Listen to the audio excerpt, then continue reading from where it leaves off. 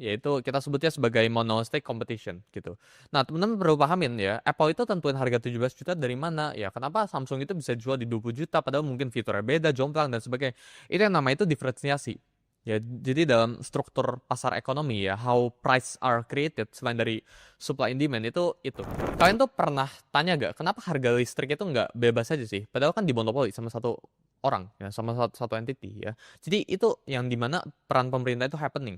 Ya, jadi teman-teman mungkin sering tanya peran pemerintah dalam ekonomi itu apa? Mereka itu collect taxes, ya mereka regulasi pasarnya, sama mereka kasih subsidi. Ya, jadi BBM itu kenapa bisa price-nya lumayan drop ya? Karena ada subsidi dari pemerintah. Mereka itu ngejaga, mereka itu jadi third person ya, mereka itu yang middleman dari segalanya gitu ya. Jadi ketika kita ngomongin economics policy ya, pemerintah itu kerjanya itu ngebuat yang namanya itu kebijakan. Dan kebijakan ini biasanya mereka pisah, jadi dua. Ya, jadi pemerintah sama bank sentral ini biasanya dua entity yang terpisah, mereka itu nggak digabung. Ya, kayak misalnya di US, government sama the Federal Reserve itu dua entity yang terpisah. Kenapa? Biar nggak ada yang namanya itu kepentingan politik, makanya dipisah gitu.